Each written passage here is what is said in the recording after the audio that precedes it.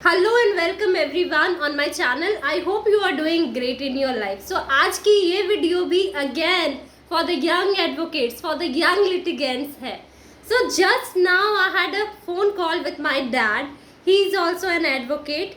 He is in Jharkhand High Court. He is practicing in the state of Jharkhand. He is mainly dealing in taxation. Okay. So मैंने उनसे भी बात किया because obviously he is my father, plus he is also somebody who can, whom I can talk all the time. I have someone to talk with in this field, and nobody can be better than your own parents, your own sibling, or somebody who is very close to you, and nobody best than your dad, obviously. So there is a question, why all these things I said, because मेरे भी जो questions थे after talking with him it came to a certain ease. जब भी आप एक question में thought process पे होते हो, बहुत ज़रूरी है कि उसका कंक्लूजन ड्रॉ आउट करना, उस टॉपिक को एक ईज आउट पॉइंट पे लैंड कराना, obviously. So I thought that conversation has been really very insightful for me. It would definitely play a vital role in my decision making. So with this, I am coming forward for all you young advocates who are trying your hands into litigation, so that in case my video is useful to you, I would feel that it is my privilege that I could be helpful in any form. तो जब भी एक advocate litigation के शुरुआती दिन में होता है, एक सवाल उसको बार बार परेशान करती है कि क्लाइंट कहाँ से आए, क्लाइंट बेस वो कैसे बनाए. और बहुत ही जाहिर सी बात है कि आपका जो फर्स्ट क्लाइंट होता है, या फिर आपके जो शुरुआत दिन के क्लाइंट होते हैं, वो आपको कैसे मिलते हैं? आपको अपने फ्रेंड्स के थ्रू मिलते हैं, फैमिली के थ्रू मिलते हैं, रिलेटिव्स के थ्रू मिलते हैं, ऑब्वियसली. और इसको एक्सेप्ट करने में कोई शेमफुल वाली बात नहीं है. ये एक जाहिर सी फैक्ट है जो सबको पता है कि आपने लॉ करके आप यदि इंडिपेंडेंट प्रैक्टिस कर रहे हो, ठीक है, तो आपको क्लाइंट कैसे आएगा? जो पहले पुराने वीडियो में भी मैंने आपको कहा है, how can an unknown person trust you with their case? आप उसको हरा देंगे, वो तो गया. फिर ही और she is ready to pay exorbitant amount of fees to the advocate जो उसके लिए नोन है, जिसपे उसने ऑलरेडी ट्रस्ट बिल्ड कर दिया है. तो आप एक यंग एडवोकेट आए. देखो, मैं तो एज अ लॉयर जब मैं कोर्ट जाती हूँ, कोर्ट गाउन में रहती हूँ, तो चलो लगता भी है कि एडवोकेट है. जब अदरवाइज ऐसे कपड़ों में रहती हूँ तो लोगों को क्या ही लगता है कि क्या 12th या ग्रेजुएशन की स्टूडेंट आ गई है. अभी तो खैर वेट थोड़ा गेन हो गया, तो लग रही है कि ग्रेजुएशन तक पहुँची है. नहीं तो I have heard comments from people when I was having weight loss कि ये खुद 11th-12th में होगी. सो वो ऐसे में आप, यदि लोगों का ऐसा कुछ नज़रिया ही होएगा, तो आपको वो कैसे बिलीव करेंगे ये मेरा केस कर भी पाएगा, ये मेरा केस कर भी पाएगी? तो वैसे में आपको क्लाइंट आने से पहले ही उनका वो जो डर है कि विल ही और शी, वो आपको एक क्वेश्चन मार्क आपके कैलिबर पे लगा के चले जाते हैं. तो फिर यहाँ पे एक जो सर्वाइवल, बेसिक सर्वाइवल का जो क्वेश्चन आ जाता है कि आपको क्लाइंट मिलेगा ही नहीं तो केस आएगी ही नहीं, केस आएगा ही नहीं तो फीस होगी ही नहीं, फीस आएगा ही नहीं तो फिर सरवाइव कैसे करोगे? बेसिक क्वेश्चन आ जाती है सर्वाइवल पे, क्वेश्चन मार्क लग जाता है. फिर स्ट्रेस, एंजाइटी, डिप्रेशन सब आना, और वो होना बहुत ही नॉर्मल सी बात है, क्योंकि फीस नहीं होगा तो फिर सर्वाइवल नहीं होगी. सर्वाइवल नहीं होगा जो कि बेसिक क्वेश्चन ऑफ लाइफ है, तो फिर आपका ओबियसली ये सारे जोन में जाना बहुत ही जाहिर सी बात है. तो फिर क्लाइंट ढूंढने कैसे चले जाओगे? क्या आप सबके दरवाजे नॉक करके आओगे, जी मैं वकील साहब बन गया, मैं वकील साहिबा बन गई, अब आप अपना केस दें? क्या अब आप ये करोगे?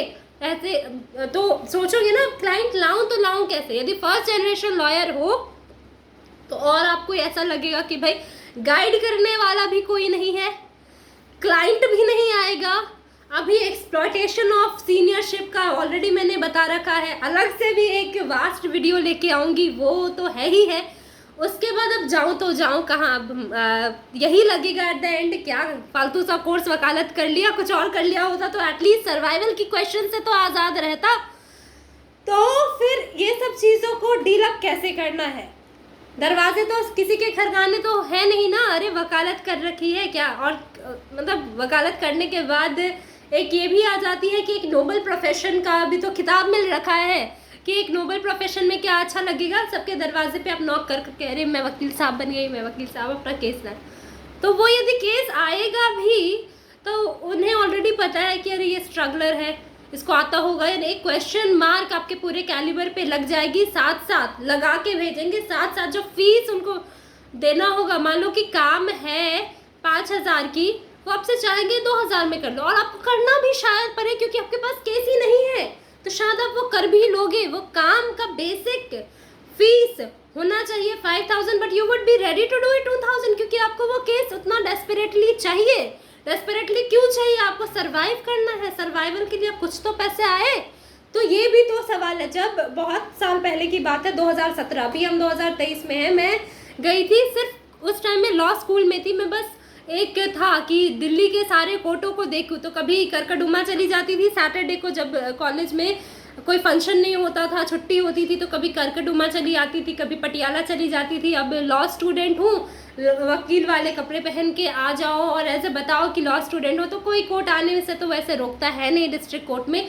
और कोर्ट रूम में जाके जब मैं बैठ के देखती थी वो सब तो ठीक था, बट 2017 की बात है, साकेत कोर्ट जब मैं एंटर की थी, I was seeing there were plethora of advocates, they were searching for client as.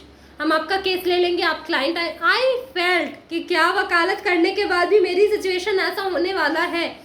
I got my first anxiety in the year 2017 कि अरे भाई दिल्ली में तो सर्वाइव करना बहुत ज़्यादा मुश्किल है। I am talking about Delhi in general because here I am staying, here I am facing the struggles, here I am seeing people struggling, so I am having a hand on these things, and I feel and I believe that I should help in any possible ways, or I should find out the channel in which people can at least not have this question of survivorship, because आप एक as पहुंच जाते हो, आपने जब तक वकालत कर ली होती है, आप एक अच्छे खासे मेजर हो जाते हैं, तो फिर एक पॉइंट भी आ जाता है कि why to take always help from your parents. जब तक ले सको, ठीक है, take help from your parents, क्योंकि अब ऑल ऑफ अ सडन आपको यदि आपको दिल्ली में हो, मान लो कि आपका घर दिल्ली बेस्ड है, तो आपका वो रेंट वगैरह तो सॉल्व हो गया, but if you are somebody who has come outside, तो फिर यदि all of a sudden enrolment के बाद बोलोगे कि भैया पेरेंट्स से लेना है, तो सर्वाइव कैसे करोगे? क्या करोगे? कटोरा चाहिए, क्लाइंट तो आने वाला है नहीं अभी, तो कटोरा से तो आप कुछ कर नहीं सकते हो। Just being sarcastic, but that's the sad reality. तो जब तक आपको पेरेंट्स का सपोर्ट मिल रहा है, उसको डिनाई मत कीजिए, अपना भी बेस बनाइए, मेहनत कीजिए, ठीक है।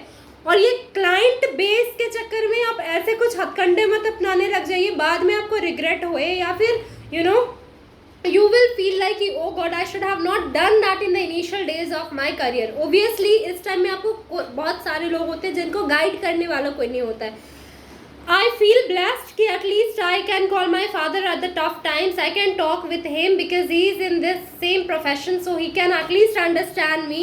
Most of the time I don't take much of the help from them, but जो मॉरल सपोर्ट होता है, जो एक इमोशनल सपोर्ट होता है एक एडवोकेट के लिए, वो एक बहुत ज़रूरी बात होती है उसके इनिशियल डेज में। आप मॉरली ब्रेक डाउन होने लग जाओ, मॉरली एग्जॉस्ट होने लग जाओ, इमोशनली एग्जॉस्ट हो जाओ, तो वो एक बहुत ही ज़्यादा ड्रेनिंग प्रोसेस होती है, वो आपका एनर्जी बहुत ज़्यादा ड्रेन आउट करती है। तो इनिशियल डेज में कोशिश करो आप अपने आप को जितना पॉजिटिव रख सको, अपने काम को लेके कितना फोकस रखो, क्लाइंटेज के साथ साथ कोशिश करो आपको काम कितना अच्छा आता है, how well skilled you are with your work. Today I had this thing only with my father. He said that he didn't have to roam around to ask for clients even in the initial days, because what he was doing was focusing on his skill set. So once he won a case, the client had this trust। एक case के बाद ही आपको दूसरा case आएगा, तो कोशिश करो कि आपको अपना काम तो अच्छे से आ रहा है। पता चला कि आपने फाइल तो ले लिया, बट आपको ना ही फाइलिंग से लेके, ना ही ड्राफ्टिंग से लेके आर्ग्यूमेंट कुछ नहीं आ रहा। आप इस चेंबर से उस चेंबर में आप भाग रहे हो कि ये बता दो इसको कैसे करना है, उसको कैसे करना है भाई। तो इसीलिए initial days, even after your law school is completed, even if after you are enrolled, try to build on your skill set and develop your skill set। Make your basic thing where you're visiting cards and everything, let people know that you are an advocate, you are practicing in a certain place, but do not be very mad and desperate about I need a client, hook or crook, I need a client। This attitude should be given up, and mostly you should focus on how to build your caliber and your skill. I hope this video is useful to you, and thanks